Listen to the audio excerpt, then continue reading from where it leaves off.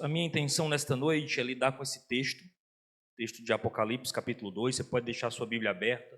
A minha intenção é expor esse texto e tirar algumas lições desse texto bíblico.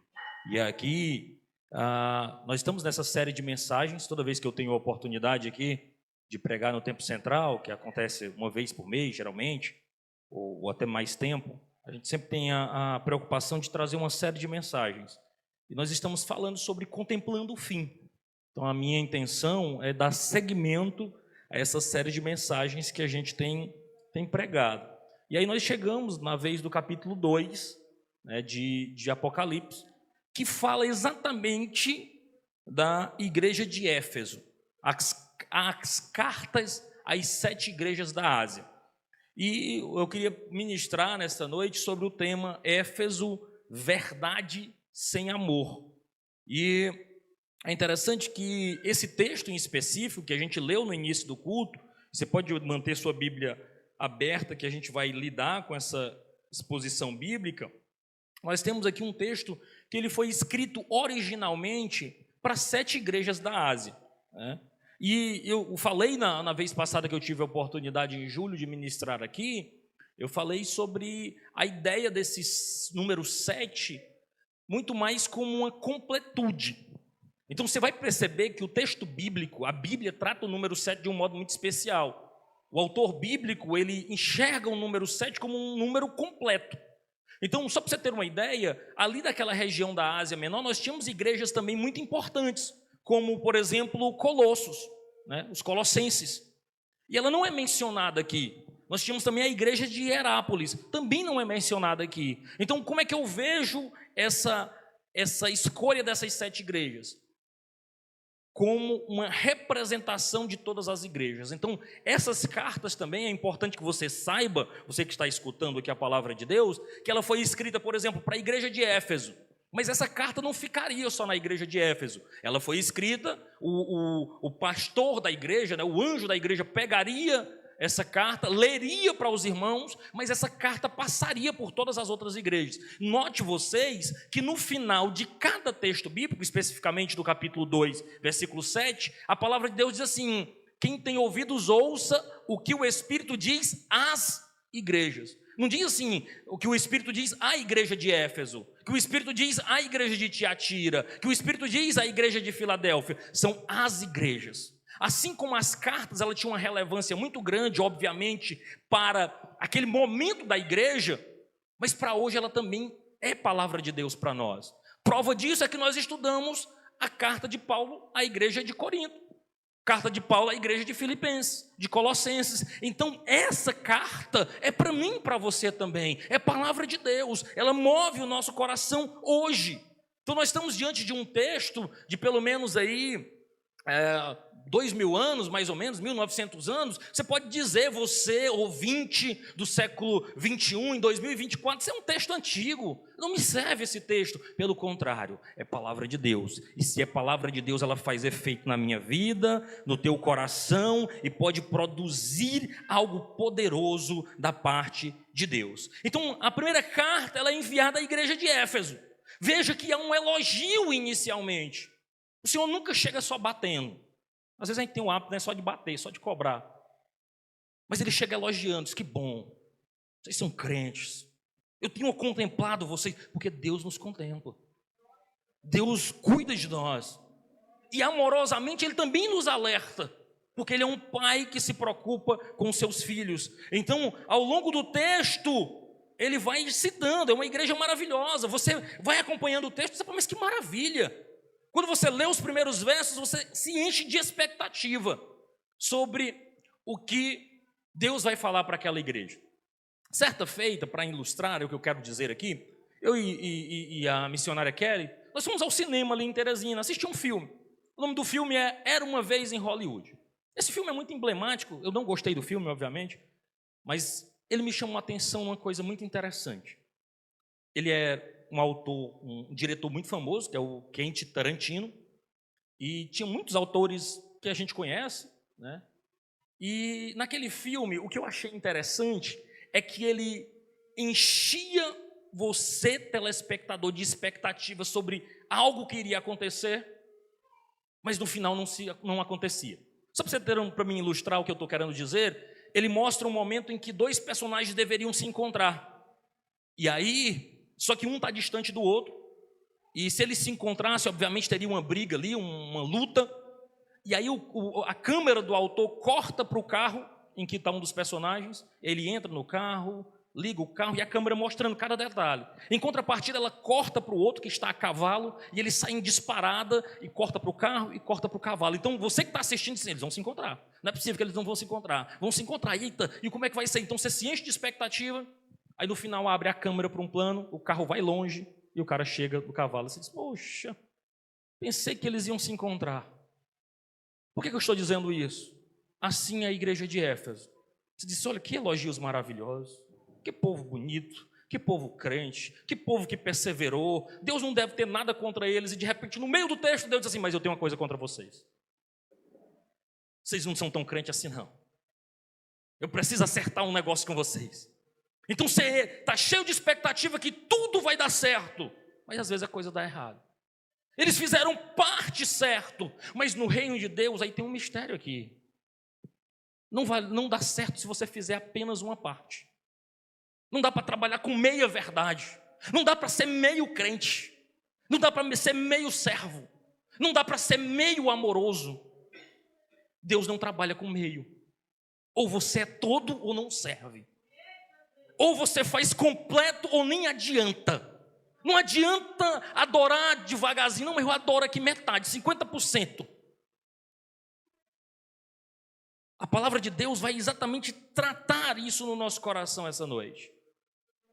Tudo certo, mas deu errado.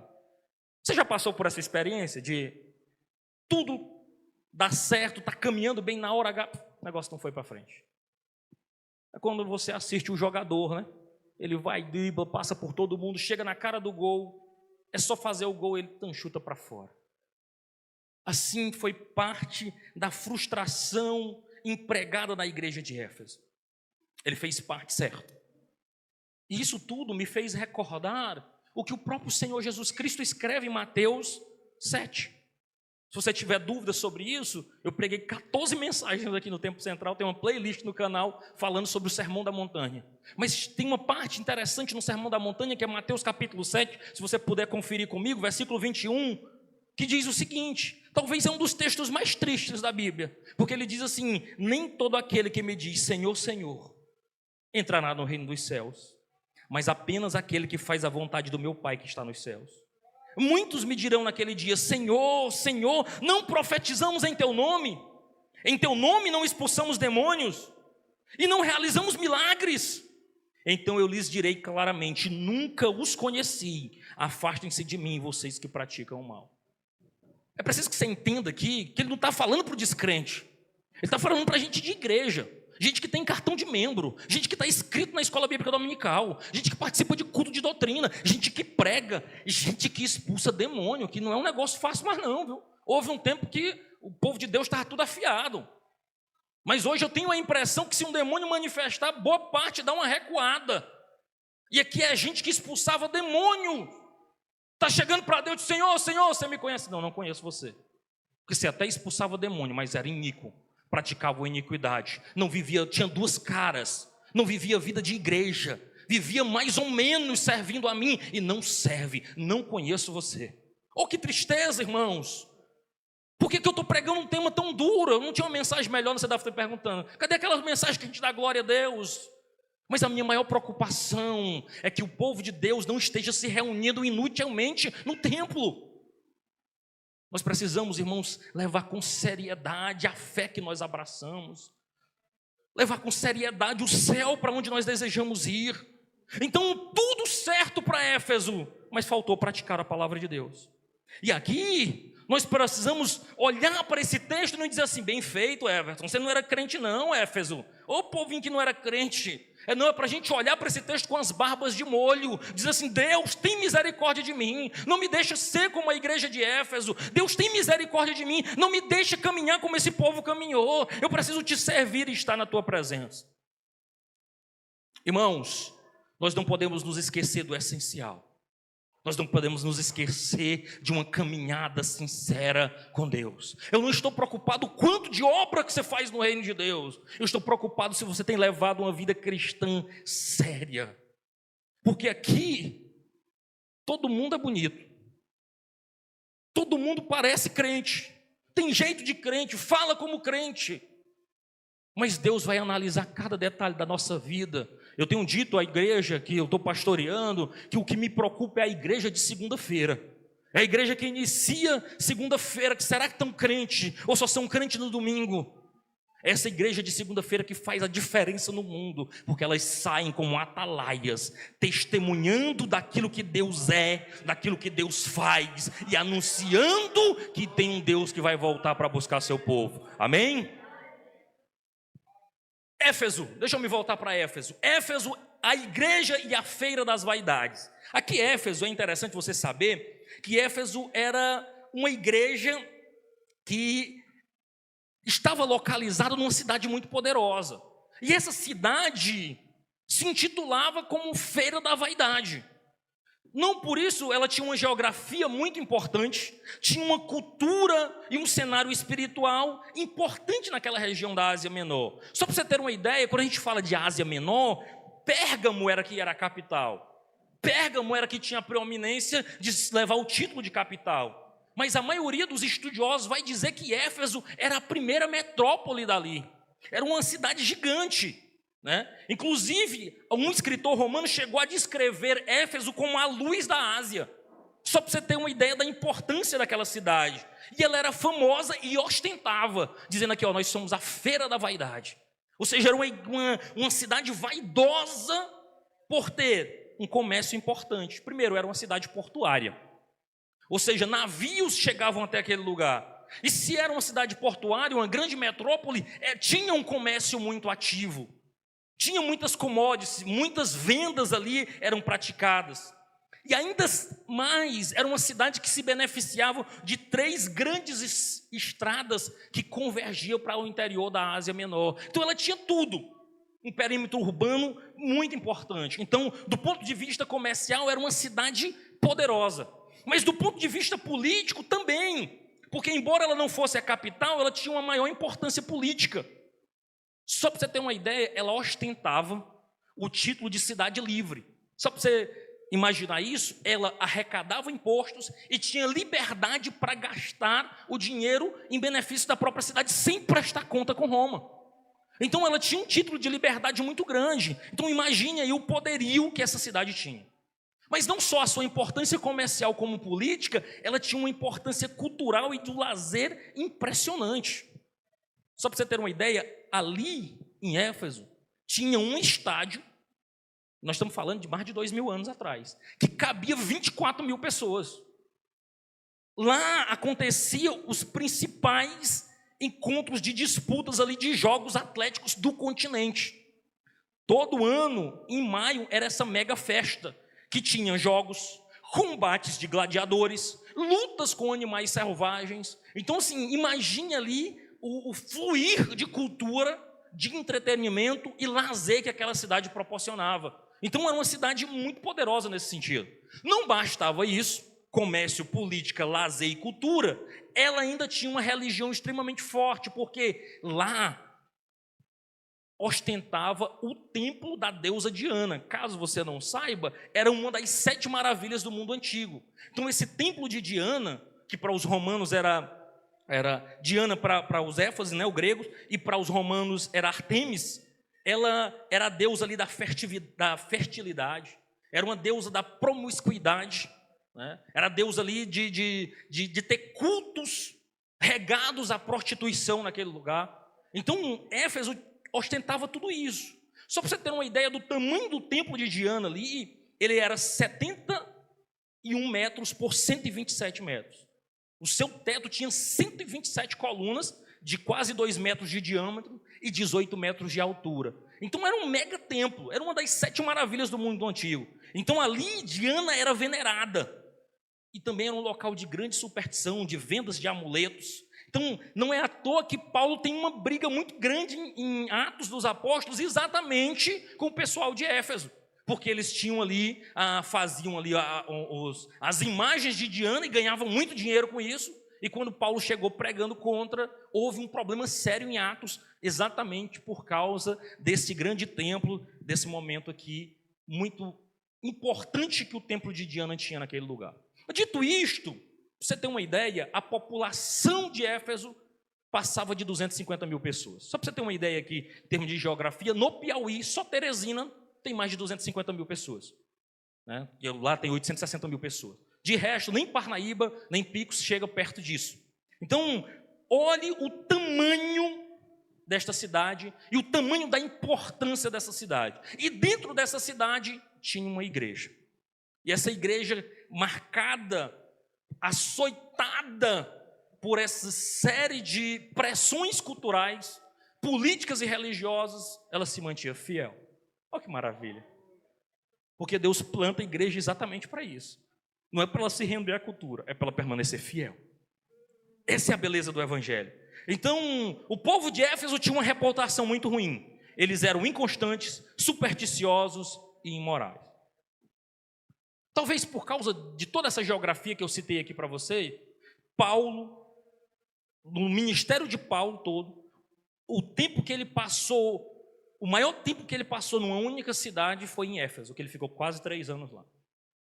Éfeso foi plantada ali por Paulo. Paulo passa quase 3 anos do seu ministério ali. Não só isso, depois de Paulo, a igreja de Éfeso é pastoreada por Timóteo. E dizem os historiadores que depois de Timóteo, quem vai para lá? O apóstolo João. E uma das queixas de João, em 1 de João, é exatamente a falta de amor. E ele escreve, penso eu, pensando nos irmãos da igreja de Éfeso.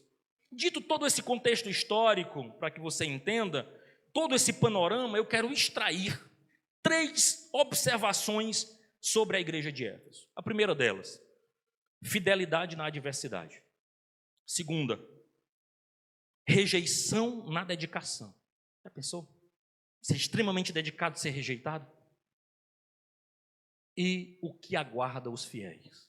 Essa é a minha intenção de expor esse texto, extrair lições para o nosso coração nesta noite. Primeiro delas, fidelidade na adversidade. Apesar de todas as dificuldades sociais, espirituais, políticas, pressões, Éfeso consegue servir com fidelidade. Ela era uma igreja que fazia diferença. Era uma igreja que parecia com Jesus. Note que o próprio Senhor, em Apocalipse 2 vai dizer, eu conheço as tuas obras. E o verbo conhecer aqui, empregado pelo autor bíblico, tem a ideia de perceber, notar. Tem a ideia de reconhecer a fidelidade das obras. Então Jesus olha para aquela igreja e diz assim, ninguém precisa me contar, eu conheço as tuas obras. O Senhor conhece a obra da sua igreja. O Senhor conhece a fidelidade do coração do seu povo. O Senhor te conhece. Eu não conheço você. Você não me conhece na intimidade. Você não sabe das minhas lutas, dos meus deslizes. Mas o Senhor nos conhece. E ao mesmo tempo que isso anima o nosso coração, também nos enche de temor. Deus te conhece. Às vezes a gente acha ótimo, mas diz, o Senhor me conhece, que maravilha. Pois é, Ele te conhece. Isso deveria assombrar o seu coração. Ele conhece as suas obras. Ele sabe quem você é. Ele conhece o íntimo do teu coração. Então, Jesus fala para aquela igreja, eu te conheço, eu percebo as tuas obras. E aí, eu quero extrair já aqui, que obras eram essas que Jesus tinha notado? Primeiro, eles eram engajados na tarefa. Apocalipse 2:20, 2:2. Conheço as tuas obras, o seu trabalho árduo e a sua perseverança. Note aqui 3 expressões. Conheço as tuas obras. Obras traz a ideia de conduta, testemunho. Eu conheço a tua vida. E aí Jesus também diz, eu conheço o teu trabalho árduo, a tua labuta, a tua fadiga, a tua exaustão pelo meu nome. Eu conheço a tua perseverança, a tua resistência, a tua paciência.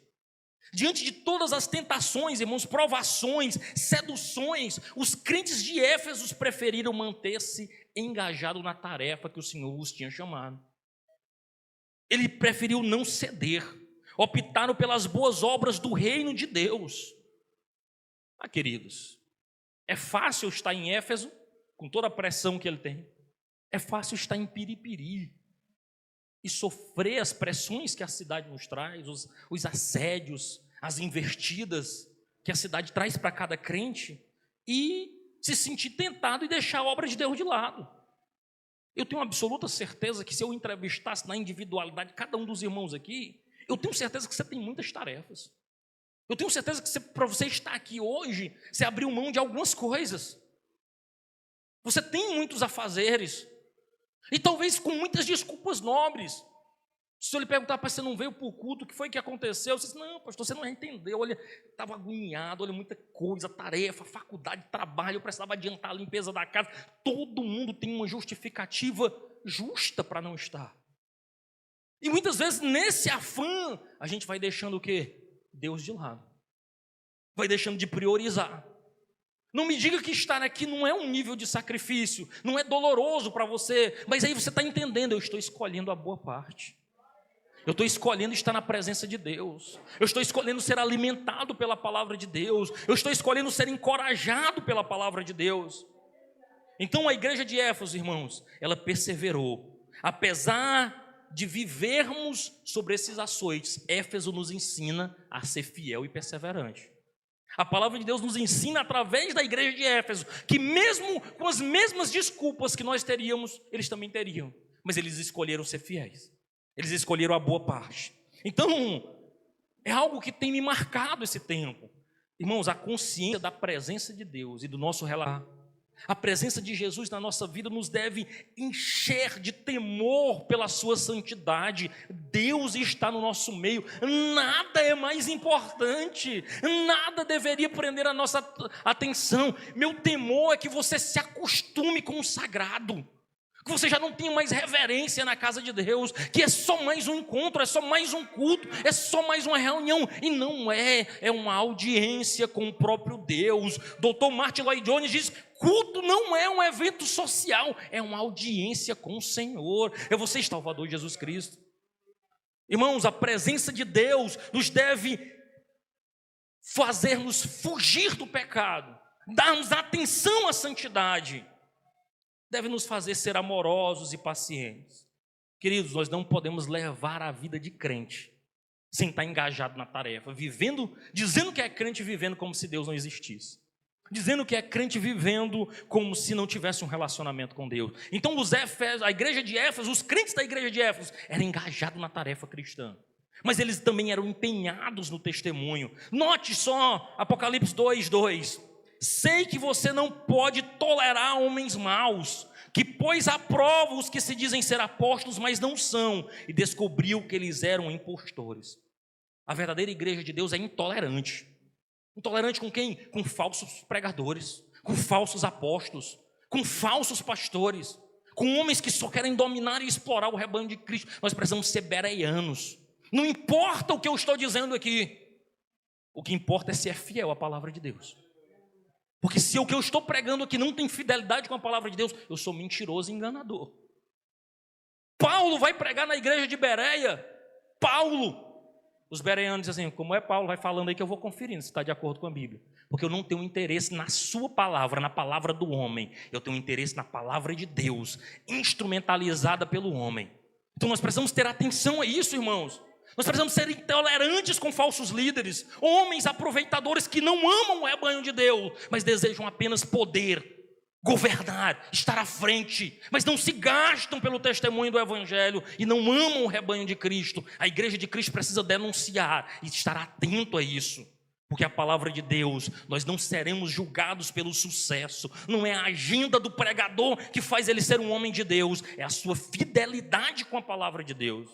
E o povo de Deus precisa estar atento a isso. Que lição para os nossos dias. Não basta, irmãos, abrir a Bíblia e trazer uma interpretação diferente da Bíblia. Precisa pregar a Bíblia. Precisa assumir o microfone e não falar de si, falar de Jesus. Abrir a Bíblia e expor a Escritura.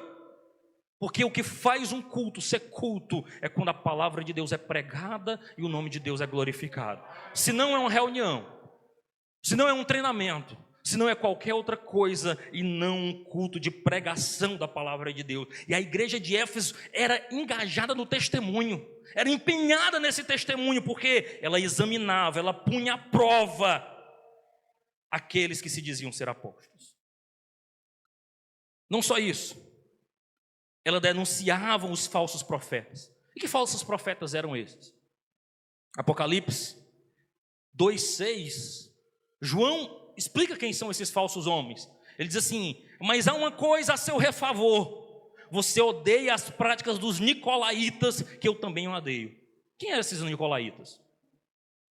A maioria dos estudiosos, especialmente Irineu de Lyon, que ele era discípulo de João, pastoreou a igreja de Lyon, também ali naquela região da Ásia. Ele dizia que os nicolaítas eram seguidores de Nicolau de Antioquia. Quem é esse bendito? Nicolau de Antioquia, se você abrir a sua Bíblia em Atos, capítulo 6, a partir do verso 5, você vai ver uma lista de diáconos. O último nome daquela lista era Nicolau. Diz os estudiosos que Nicolau se desvia, apostata da fé, abandona a fé, mas não deixa de ter influência sobre a igreja. Então ele trazia uma nova revelação, ele trazia uma nova palavra, e muitos crentes iam atrás deles. E aqui o Senhor, não só o Senhor, mas a igreja de Éfeso condenava as obras dos nicolaítas. Era uma lista de diáconos, aquela lista de Atos 6, 5. Mas o que dizia Nicolau? Muita gente bateria palmo para Nicolau, disse: isso aqui é um pastor, isso aqui é uma mensagem bíblica, oh que maravilha, porque ele era cheio de lábio e de carisma. Mas não importa lábio e carisma, era rejeitado por Deus, porque o próprio Senhor diz assim: vocês odeiam as obras do nicolaíta, que eu também detesto, eu também odeio. Então aqui nós temos que a igreja de Éfeso se mantinha fiel, professando, vivendo uma vida digna do Senhor.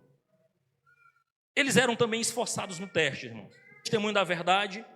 Mas no verso Apocalipse 2:3, você tem perseverado e suportado o sofrimento por causa do meu nome e não tem desfalecido. Então a prova era dura, eles se mantinham leais ao evangelho.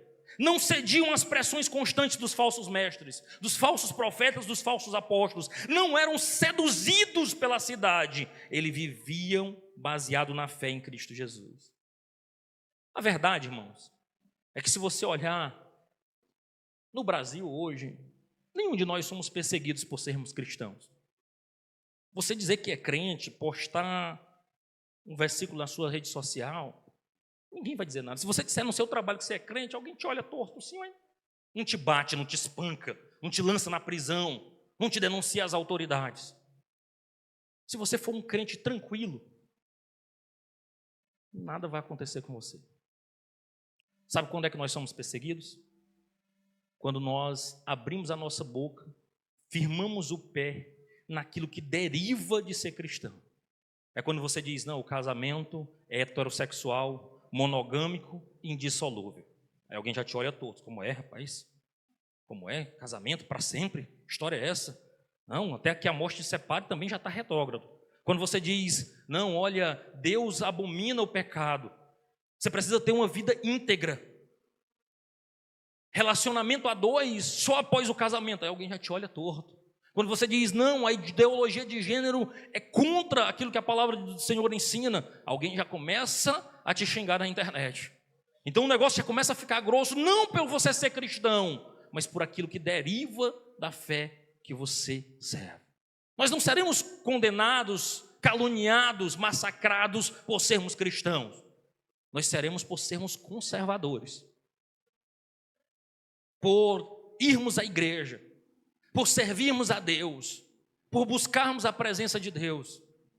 Então, aqui nós temos a visão de que se você se mantiver calado, se você não disser absolutamente nada, se você não se posicionar contra aborto, contra o uso de drogas, contra a ideologia de gêneros, né, você não vai ter problema nenhum. Mas se você procurar praticar aquilo que a palavra ensina e defender os seus princípios, certamente você vai passar por muitos apertos. Então, mais do que nunca, a igreja precisa anunciar e defender aquilo que ela acredita como palavra de Deus.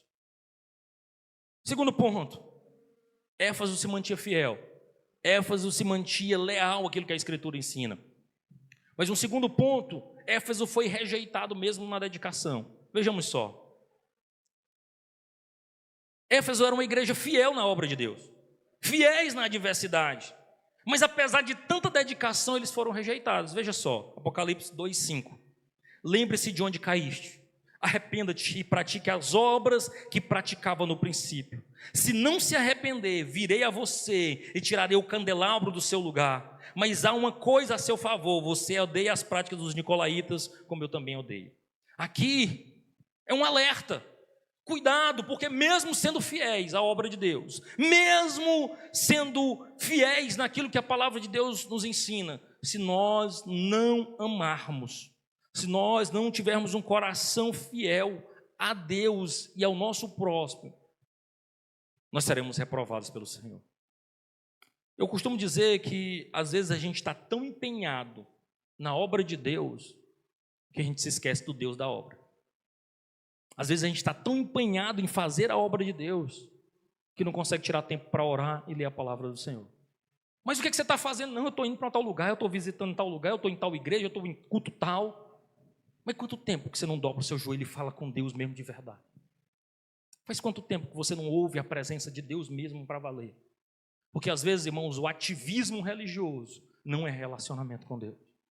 Aqui nós temos uma igreja que era produtiva, era uma igreja que era fiel, mas aparentemente o coração já não vibrava na presença de Deus. Tinha se esquecido do amor. O que eles tinham perdido? Apocalipse 2:4, você abandonou o seu primeiro amor. A igreja de Éfeso tinha perdido o amor por Deus e pelo próximo. Há momentos, irmãos, que Jesus tem coisas contra nós. Veja o que ele diz para a igreja de Éfeso no verso 4. Tenho uma coisa contra você. Você perdeu o seu primeiro amor. Agora, é importante que a gente pense sobre isso. Jesus tinha algo contra aquela igreja. A impressão que nós temos aqui, quando ele fala aqui do perder o primeiro amor, era uma relação de tempo e de qualidade. É como se fosse assim, você deixou o seu primeiro amor, o seu amor mais antigo. Mas também fala sobre qualidade, como você deixou a prioridade desse amor. É alguém que se esqueceu do Deus da obra. Ao Deus que esfriou o coração. Se empenhava com vigor, mas sem amor. Se empenhava em servir com coragem, mas sem amar. Examinava com discernimento a Bíblia, mas não praticava. E aí a gente precisa entender por que essa falta de amor é tão ruim. Por que a ponto de Deus reclamar dessa igreja? Era uma igreja tão boa. Por que é tão forte isso? E aí nós vamos entender, porque sem amor, irmão, toda obra é morta. Tudo que fazemos perde o valor. O apóstolo Paulo, escrevendo aos Coríntios, no capítulo 13, ele diz, ainda que eu falasse a língua dos homens e dos anjos, ainda que eu desse o meu corpo para ser vendido, ainda que eu me entregue por inteiro, se eu não tiver amor, não vale de nada. Irmãos, se nós não tivermos amor, se nós não tivermos um coração vibrante, nós vamos terminar como a igreja de Éfeso. Nós vamos terminar como a igreja de Éfeso. E nós somos alertados exatamente a amarmos. Olhe só.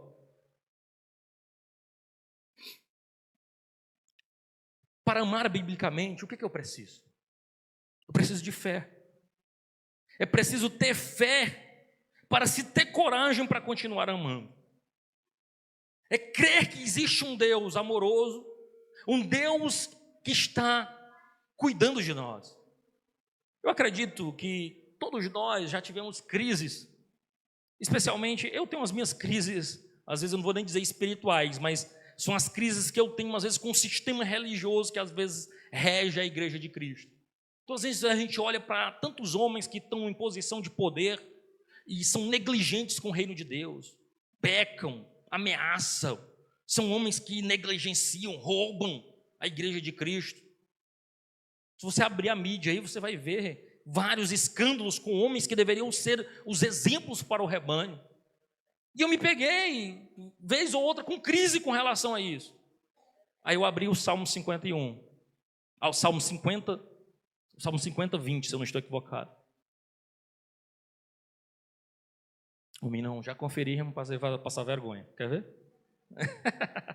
Mas é o Salmo 51 que ele diz, mais ou menos, Salmo 50. Vamos lá, deixa eu conferir para eu não passar aqui, já que o menino vai. 50, 21. Entendeu? Onde o próprio Senhor diz assim, ó, estas coisas tu fizeste, e eu me mantive calado, ou em silêncio.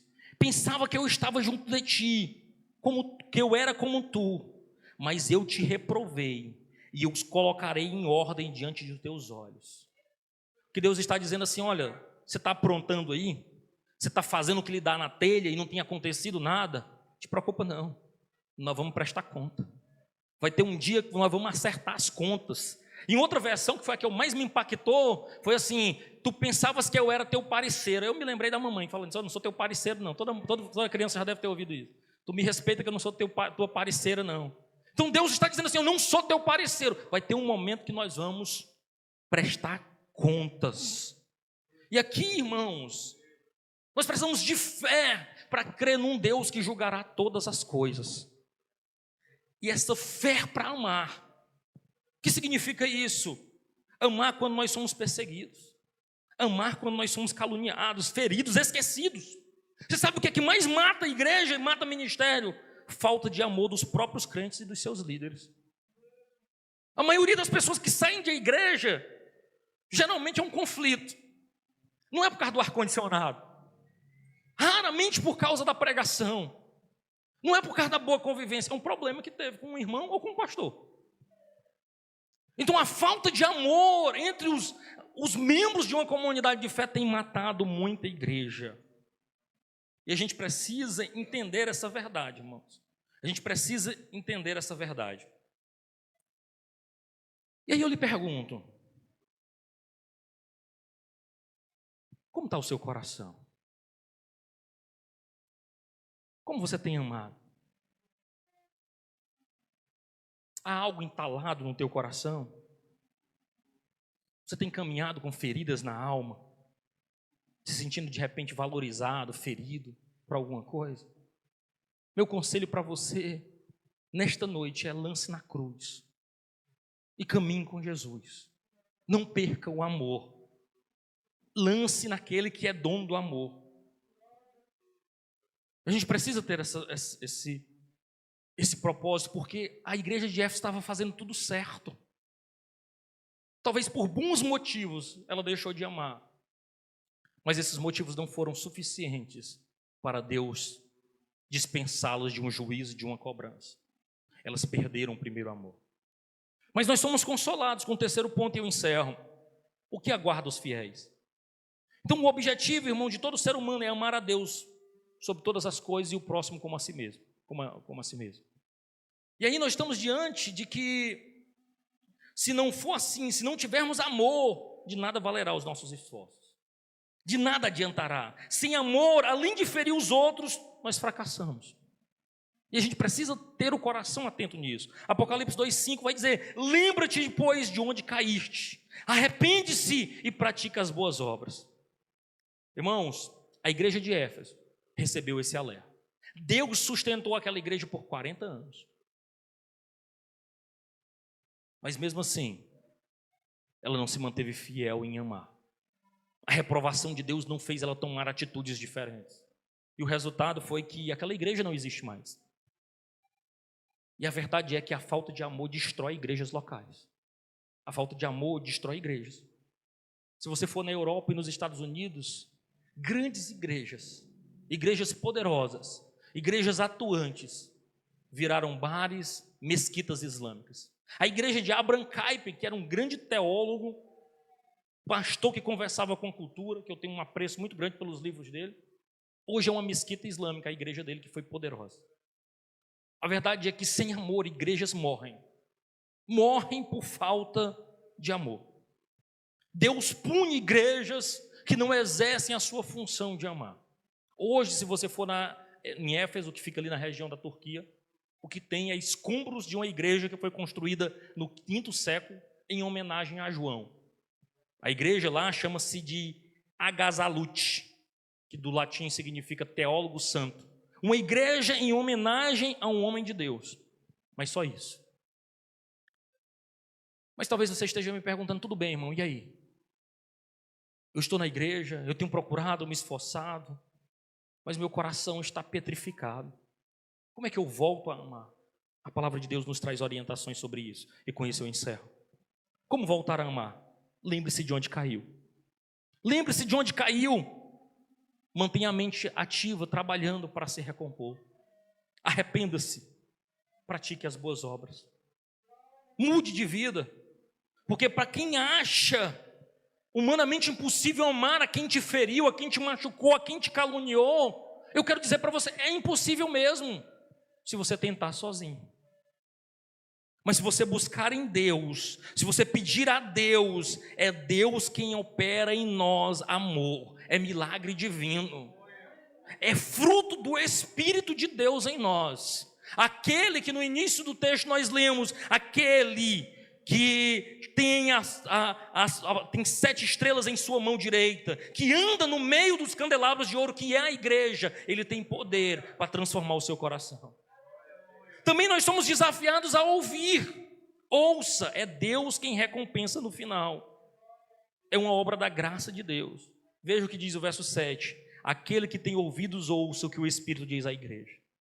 Ao vencedor darei o direito de comer da árvore da vida que está no paraíso. Amar, irmãos, não é fácil, é difícil mesmo. Amar requer fé. Fé na recompensa futura de Deus. É através da fé que nós temos em Cristo Jesus que nós percebemos que estamos em guerra. Mas não uma guerra que a gente vence lutando com as nossas próprias mãos. Uma guerra que a gente vence amando, não revidando, oferecendo a outra face. Que coisa maluca, só o evangelho mesmo para fazer isso. Uma guerra que a gente vence sendo paciente. Há coisas, e eu aproveito e falo ao ministério, nós vamos ter reunião já já. Uma coisa que eu descobri só quando eu virei pastor. Então, tem coisas que vocês vão descobrir só quando chegar no ministério. Então, corre, né? Aproveita. Sabe o que é, irmãos? É que às vezes a gente só descobre coisas na solidão do ministério. Quando você espera algo de alguém, não vem. Quando você espera um companheiro e não chega. Quando você espera um apoio e não tem. Aí você descobre que quando o homem trabalha, o homem trabalha. Mas quando o homem ora, Deus trabalha. A gente descobre que a gente não pode nada. Que a sua inteligência, a sua capacidade, suas estratégias não valem de nada. Mas quando você dobra os joelhos e diz, meu Deus, todos me abandonaram, o que eu faço, Senhor? O que eu faço, meu Deus? Aí Deus levanta, Deus cuida, Deus apresenta, Deus traz, Deus move, Deus abençoa. É uma guerra que você não luta revidando, você luta amando, dizendo, meu Deus, é nas tuas mãos que eu entrego. Senhor, toma a direção. Senhor, eu te apresento todas as coisas. Louvado seja o nome do Senhor. O relato bíblico em Gênesis fala de uma árvore da vida. Vocês muito bem lembram. Tinha 2 árvores ali, uma do conhecimento do bem e do mal, que ali, simbolicamente ali, Eva come, dá ao seu marido, e eles passam a entender o bem e o mal. Mas existia uma outra árvore, a árvore da vida, que agora Deus expulsa o homem e a mulher do jardim, põe anjos cuidando daquela árvore para que eles não comam e não vivam para sempre pecando. Porque o Senhor disse, se eles comerem vão viver para sempre pecando. Mas aqui no texto de Apocalipse, aqueles que ouvirem ao vencedor, é prometido, sabe o quê? A árvore da vida. Agora, para quem vencer, nós poderemos comer desta árvore e viver para sempre, não pecando, mas adorando a Deus. Levados para um ambiente onde não haverá mais morte, nem dor. Aqui em Apocalipse nós vemos o Senhor revertendo a maldição do Éden. Enquanto que o Éden lá eles foram sentenciados a ficar fora do jardim, a sair do paraíso de Deus. E aquele paraíso é guardado por anjos para que eles não tenham acesso. Aqui em Apocalipse, ao que vencer, ele será convidado para o paraíso de Deus e será dado a ele da árvore da vida. Aleluia! Se nós não fracassarmos, irmão, se nós nos alimentarmos da promessa de Deus, se nós vivermos por fé na graça futura, se nós nos propusermos a amar, nós não fracassaremos como Éfeso fracassou. Éfeso confiou nas grandes coisas que eles tinham naquela cidade. Ele confiou no seu poderio, confiou no seu intelecto, confiou na sua capacidade de discernir falsos apóstolos e se esqueceu do básico, de amar. Nós somos alertados nesta noite a amar, não como Éfeso amou, mas amar como o Senhor nos ensinou a amar. Porque aqueles que se mantiverem fiéis, amando e servindo ao Senhor, a eles está reservado entrar no paraíso de Deus e comer da árvore da vida. Amém? Que Deus nos ajude, irmãos, a praticar a sua palavra, porque se apenas ouvirmos e não praticarmos, de nada adiantará. Que Deus em Cristo nos abençoe.